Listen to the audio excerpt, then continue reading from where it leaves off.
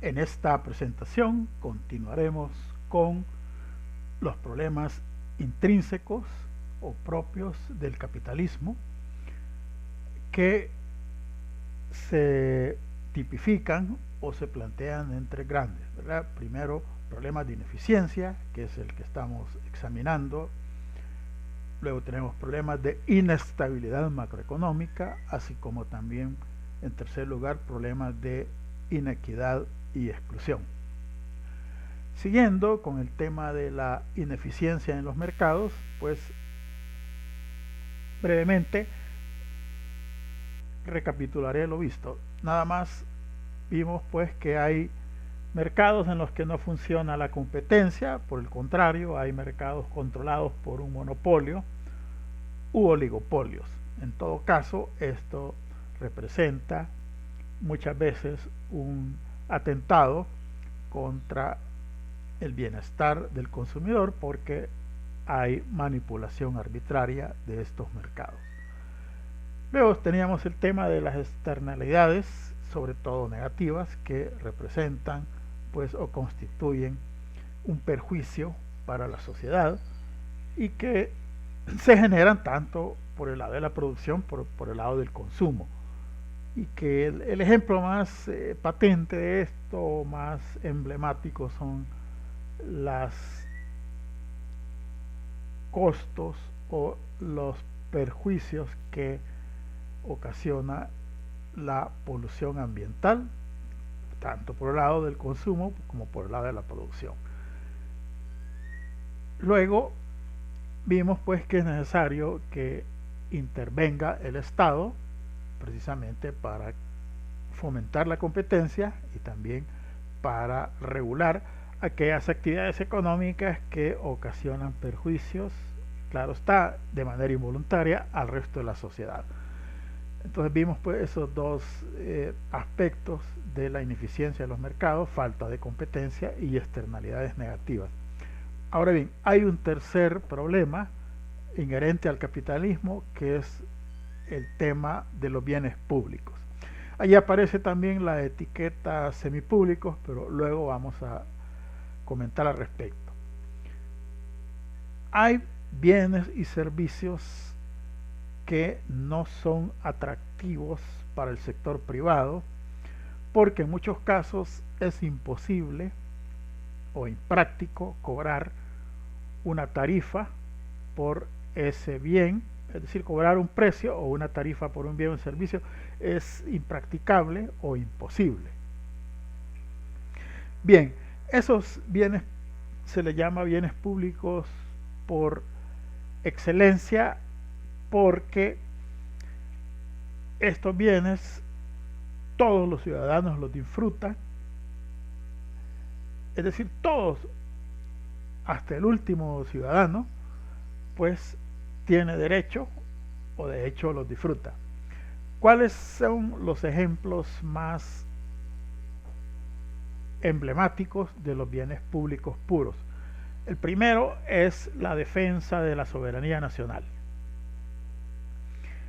Un país, la mayoría de países pues del mundo, tiene un ejército cuya finalidad es salvaguardar la soberanía, la integridad del territorio nacional. Entonces esto significa una condición pues de, por así decirlo, un bien para la sociedad, el hecho de que un ejército impida que otro país invada el territorio nacional. Pero es imposible que se cobre a cada ciudadano ese derecho a la soberanía nacional, a la integridad del territorio. Claro, el dinero para el ejército sale del presupuesto del gobierno, pero es imposible que nosotros paguemos pues explícitamente una tarifa, una tasa por ese bien que es un bien público en términos puros. Hay otros que se ve mejor esta cuestión. El caso de un faro. Vamos a los puertos, ¿verdad? Las ciudades que están en la costa son un puerto, y cualquier parte del mundo que vayamos, siempre esas ciudades puerto tienen un faro para guiar a las navegaciones, a los navegantes, ¿verdad? A los marinos, a las embarcaciones de todo tipo. Ahora, es difícil cobrar por ese servicio, porque andan, dependiendo del puerto, así andan embarcaciones a toda hora de diferente tamaño, y es imposible o impracticable andarles cobrando el uso de la luz del faro para orientarse a su destino. Entonces, de ahí que estos son bienes gratuitos, porque decíamos es imposible cobrar, y si no se puede cobrar no hay ganancias para el empresario privado y no es por tanto ningún negocio atractivo. De ahí que es el gobierno quien tiene que hacerse cargo, ya sea gobierno municipal o central, ¿verdad? En muchas partes del mundo los faros los maneja la alcaldía, y pues es, decíamos, actividades que no constituyen pues objeto de lucro y son servicios, bienes y servicios gratuitos. Bien, de manera que es el Estado, es el gobierno quien tiene que suministrarlos, quien tiene, como dicen algunos, que producirlos. Yo prefiero usar la palabra suministro, ¿verdad? Porque lo que sucede más a menudo es que lo que hace el gobierno es suministrar estos bienes, pero a través, contrata a empresas para que presten un servicio mejor o brinden este tipo de bienes. También, históricamente, la salud y la educación han sido bienes públicos, pero con el tiempo se han vuelto bienes y servicios semipúblicos. ¿Por qué? Porque actualmente podemos tener acceso a servicios de salud y a servicios de educación, ya sea en organizaciones e instituciones del Estado, del gobierno, como también podemos pues también asistir a clases, matricularnos en un colegio, una escuela, una universidad privada, o así también podemos pues acudir a centros de salud privados. Entonces ahí está la cuestión. En la actualidad pues la salud y educación ya no corren por cuenta exclusiva del Estado, sino que también pues el sector privado provee estos servicios, claro está, a quienes no puedan pagar. Precisamente la Constitución pues garantiza en el artículo 56 que la educación parvularia, básica, media y especial será gratuita cuando la imparta el Estado. Entonces digamos que la educación es un bien público hasta la educación parvularia, básica y media. Claro está, hay una universidad pues de El Salvador, pero recuerden que también podemos pues asistir. De todas maneras, la universidad estatal no da abasto a la población, y pues también tenemos la oportunidad o la opción pues de educarnos en centros privados, como ven, no solo educación media, sino superior y universitaria. Entonces, por eso en la actualidad la salud y educación son bienes semipúblicos. Una parte, ¿verdad?, las proporciona el sector público, ¿verdad? En el país por mandato constitucional pues tiene que ser gratuita la educación parvular, básica y media y especial, y en muchos países, ¿verdad?, en algunos países de Europa más bien hasta la educación universitaria es gratuita. Bien, en cuanto a la salud, la sección cuarta de la Constitución, artículo 65, estipula que la salud de los habitantes de la República constituye un bien público. Entonces, aquí pues al menos la salud y educación básica pues tiene que ser gratuita, y claro está, ¿verdad?, podemos también, como decía, acudir quienes puedan pagar, claro está, a un centro asistencial pues, privado. Bien, entonces ese es el tema, ¿verdad?, de que de suyo el mercado, el libre funcionamiento del mercado en las economías mixtas o en las economías más libres, pues no es eficiente debido a que no hay competencia, genera externalidades y además hay actividades que pues históricamente el Estado ha tenido que hacerse cargo. Claro, lo mismo sucede, acá no lo he puesto, el tema de la seguridad ciudadana, de la seguridad pues de las personas y de la propiedad. También, ¿verdad? No solo el ejército para proteger la soberanía nacional ha corrido por cuenta del Estado, sino también los cuerpos de seguridad para mantener el orden y salvaguardar la integridad de las personas y de sus propiedades. Pero recuerden que en la actualidad sucede lo mismo, ¿verdad? Ya la seguridad pública la podemos, pues, el Estado salvadoreño la garantiza por medio de los cuerpos de seguridad, la PNC, pero asimismo sabemos que hay un ejército casi pues mayor de efectivos de seguridad ciudadana, de vigilancia privada, porque la delincuencia, la violencia social es un problema que en el país pues se ha salido de lo normal y por tanto pues como ven todavía el Estado no puede precisamente hacerle frente a este tipo de inseguridad pues ciudadana. Entonces, como ven, hay actividades pues que no son lucrativas, que no son atractivas, que no han sido pues convenientes para el sector privado y precisamente el Estado ha tenido que suministrar esos servicios y que son pues básicamente vitales para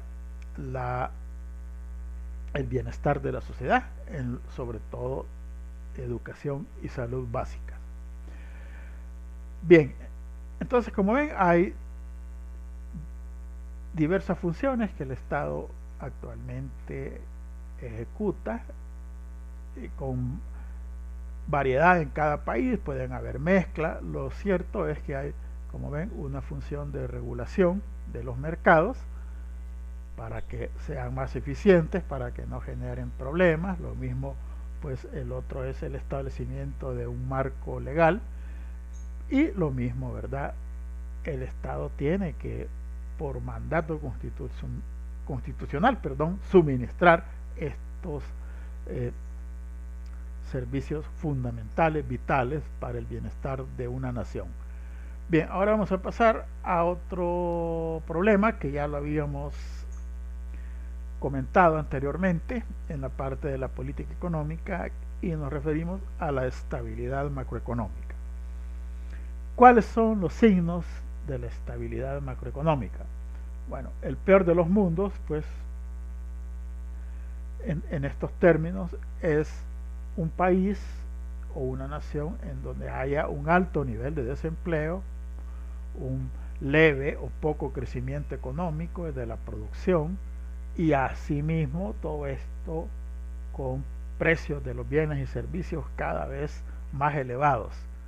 Entonces es un escenario pues sumamente desfavorable para las personas, porque imagínense estar desempleado y estar comprando las cosas cada vez más caras, pues parece pues verdad una situación totalmente preocupante. Y si la economía, además, si las empresas no están produciendo más, pues se genera lento crecimiento, menos empleo y ahí está algo parecido sucede en este entorno, en esta situación que estamos viendo de esta pandemia, porque el cierre, las restricciones a la actividad de las empresas limita la producción a un nivel bajo y todo esto pues va a tener repercusiones pues de un efecto que le llaman de arrastre a futuro, porque los efectos no solo se viven en el momento, sino también es una secuela en el tiempo y es probable, ¿verdad?, que la economía salvadoreña, por no decir lo más cierto es que sí va a crecer menos de lo que se había previsto originalmente. Siempre hay previsiones, siempre hay proyecciones, ¿verdad?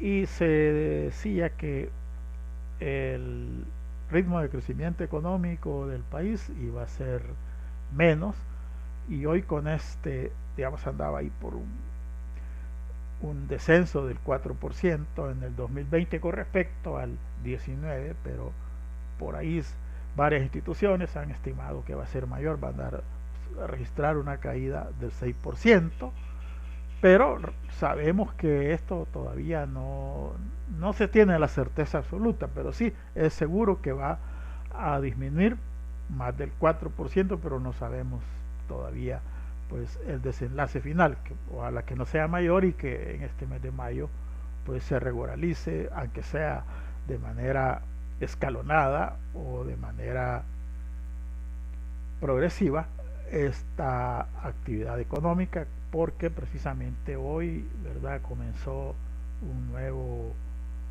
periodo de restricciones más fuertes, y esto ha ocasionado pues malestar entre, claro está, las empresas y también por los trabajadores, porque habían cosas que no estaban claras y todavía pues como que hay pendiente en la asamblea algunos puntos con respecto a esta cuestión de la propuesta que tenía el gobierno para prorrogar las medidas, estas medidas pues que, como repito, comenzaron este día, y al parecer va a haber otra, se va a tratar de nuevo esto en la Asamblea Legislativa. Pues bien, entonces tenemos ese problema, ¿verdad? Que lo que va a pasar es que se va a agravar el tema del desempleo y el bajo crecimiento, ¿verdad? Entonces aquí pero esto es en condiciones, ¿verdad? Como decíamos, siempre ha sido así.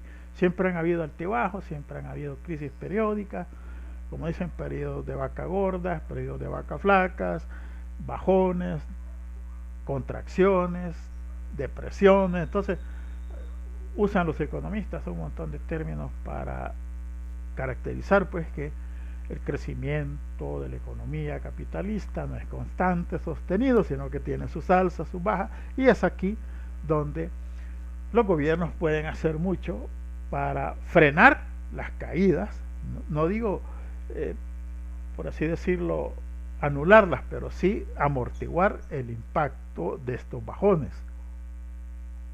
Vaya, empecemos por el tema de la inflación. Aquí lo que se hace es controlar el mercado de algunos bienes y servicios estratégicos, combustibles, medicinas, productos que tienen pues una capacidad de transmitir la inflación a otros bienes y servicios o al resto de la economía. Entonces hay una especie aquí de lista de bienes y servicios que deben ser pues controlados para impedir alzas severas en los precios que afecten la capacidad adquisitiva de los consumidores, porque nuestra calidad de vida disminuye cuando podemos comprar menos. Cuando suben los precios, pues tenemos menos bienes y servicios, y eso disminuye nuestra calidad de vida. Entonces, para evitar pues que los precios se disparen, es pues decíamos imperativo controlar los precios de los bienes y las tarifas y tasas de los servicios. Ahora bien, para frenar, decíamos, o al menos amortiguar el desempleo e impulsar el crecimiento económico, en el mejor de los casos, pues tenemos el tema de la ejecución del presupuesto del gobierno. Un gobierno puede contribuir a que el desempleo en un país disminuya, invirtiendo en obras públicas, es decir, invirtiendo en infraestructura física, en la reconstrucción y o remodelación de hospitales, escuelas, carreteras, puertos, aeropuertos. Esos proyectos de inversión generan empleo y además no los ejecuta el gobierno mismo, sino que es el sector privado. Durante un tiempo, algunas de estas inversiones las hacía el gobierno. Por ejemplo, en carreteras existía la Dirección de Urbanismo y Arquitectura y pues había una unidad del Ministerio de Obras Públicas que se encargaba de esta cuestión de la mejora, el mantenimiento de caminos, pero hoy todas estas obras de infraestructura, que como vemos son pues obras costosas, megaproyectos de inversiones millonarias, pues estos precisamente los ejecuta el sector privado. Lo único que hace el gobierno es pues brindar los fondos, es decir, financiar todas estas obras pues físicas que al menos durante su periodo de construcción generan alto nivel de empleo y ya después cuando entran en operación también generan empleo. Entonces este ha sido, digamos, el papel que han jugado los gobiernos desde hace mucho tiempo para complementar pues la caída de actividad por parte del sector privado. Entonces esto nos indica que en realidad no debe haber conflicto entre el sector privado, entre la empresa privada y el gobierno, porque como ven, todas estas medidas, todas estas inversiones que hemos visto para amortiguar el impacto del desempleo e impulsar el crecimiento, pues benefician a toda la economía. Entonces vemos que es importante pues una correcta ejecución de los gastos del presupuesto del gobierno en lo que llaman inversión de capital. Esto pues es una fuente altamente generadora de empleo y con eso pues el gobierno puede estabilizar la economía precisamente, ¿verdad? Y a su vez, una vez que la economía se estabiliza o que por lo menos las caídas no han sido tan severas, pues ya el sector privado también se ve impelido, se ve estimulado a iniciar un mayor volumen de actividad y otra vez iniciar pues una etapa de expansión de la actividad económica, absorbiendo más empleo y pues más crecimiento. Bien, además pues de este tema de la inestabilidad, que ya lo habíamos mencionado, tenemos el problema, el más espinoso de los problemas, ¿verdad? Que es el de la inequidad y exclusión social. Bien, ¿cuál es el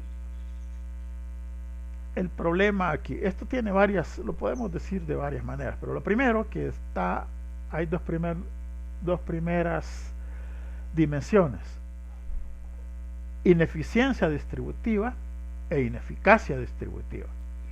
Esto parece un juego de palabras, pero ya habíamos visto que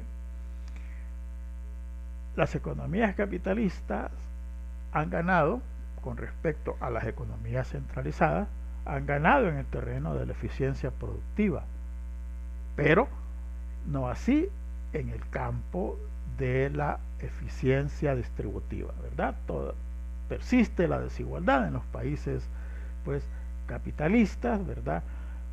Un estrato mínimo de la población, una fracción mínima, pues absorbe o acapara la riqueza y el ingreso, ¿verdad? A tal punto que, ¿verdad? Hasta hace poco hubieron manifestaciones, incluso en países desarrollados, ¿verdad? El famoso 1% de la, somos el 99%, salía la gente a la calle a protestar contra ese 1% que pues tiene más de la mitad de los recursos, de los activos, de la riqueza y del ingreso. Entonces hay una desigualdad pues que es abrumadora, incluso pues en países más desarrollados.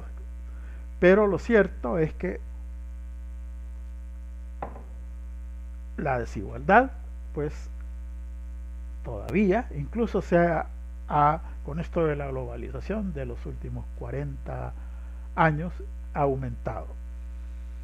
Ahora bien, entonces por eso recuerden, ¿verdad? La vez pasada rezaba el estribillo, pues que los ricos se han hecho más ricos y los pobres más pobres, y vienen estos golpes, ¿verdad? De inestabilidad y de pilón la pandemia. Todo esto pues todavía deteriora más las condiciones de vida de la población pues vulnerable o la que está más expuesta a estos problemas. Pero además de la inequidad también hay exclusión social. ¿Por qué? Porque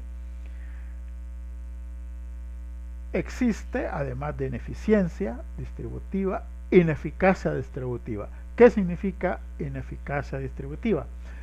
La ineficacia distributiva significa que en muchos países,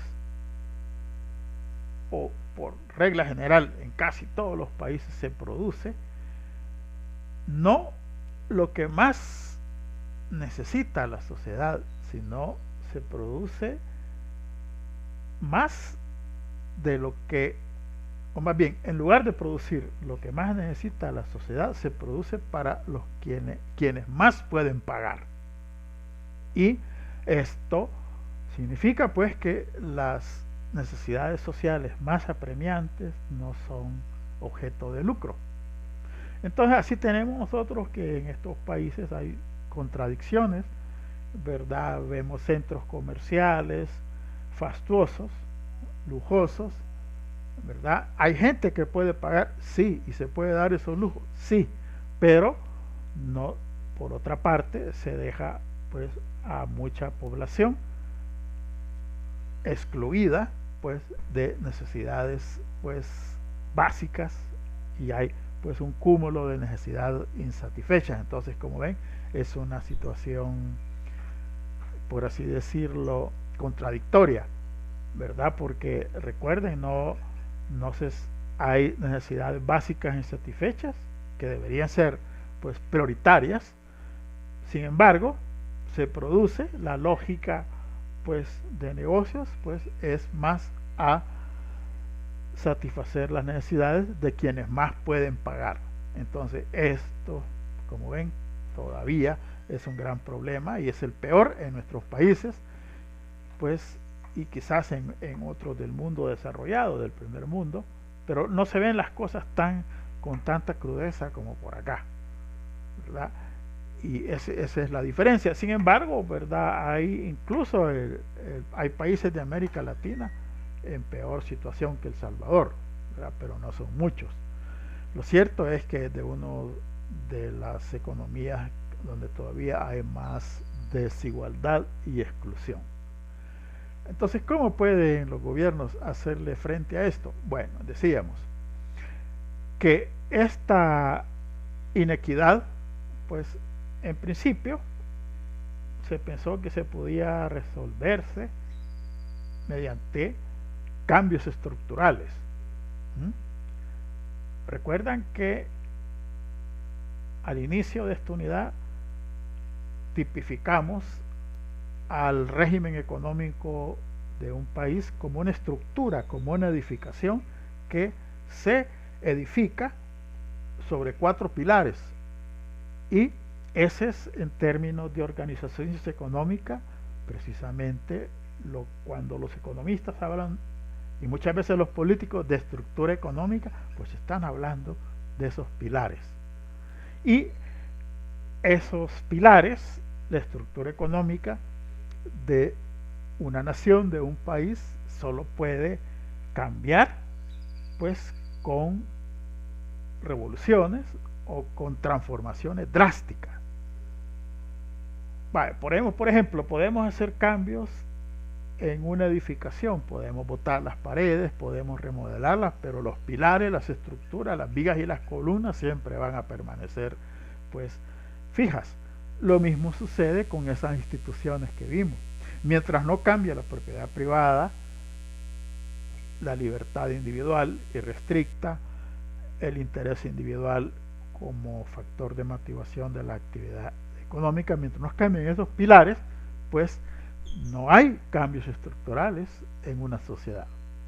Y de ahí que, pues por eso, en los años 60 se dieron una serie de movimientos en América Latina que el emblema fue precisamente de esos movimientos la Revolución Cubana, que de un plumazo, ¿verdad?, el 1 de enero de 1959, pues abolieron la propiedad privada sobre las plantaciones de café y caña de azúcar, fueron nacionalizadas, ya no fue de propiedad privada, y así tuvimos una serie, ¿verdad? La historia económica de nuestra región pues registra una serie de cambios en ese orden económico, incluyendo pues el caso de Chile, que fue un gobierno de una economía centralizada que llegó al poder en político en 1970 por la vía de las elecciones y empezó a hacer pues esos cambios pues siguiendo la línea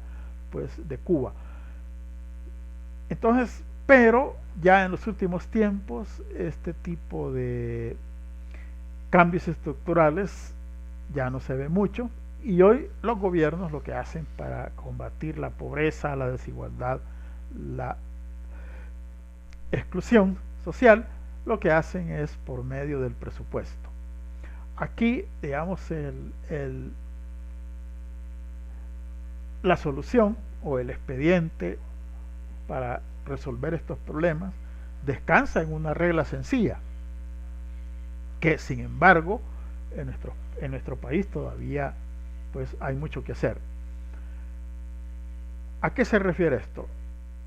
La inequidad, la desigualdad, como quieran verlo, la pobreza, la exclusión, todo esto puede ser pues en gran medida, no quiero decir que al gobierno se le va a atribuir toda la responsabilidad de acabar con la pobreza y con la exclusión.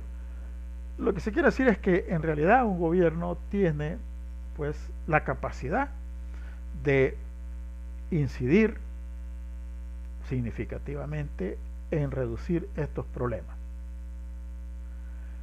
Y esto a su vez es por medio de su política fiscal y o dicho también en otros países le llaman política presupuestaria, es decir, a través de sus ingresos y a través de sus gastos.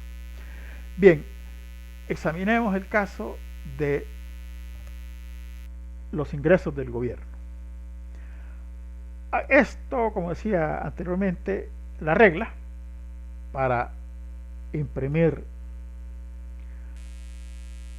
equidad se basa en los impuestos.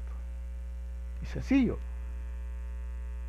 quienes deben pagar más pues son los ciudadanos, los contribuyentes de mayor capacidad.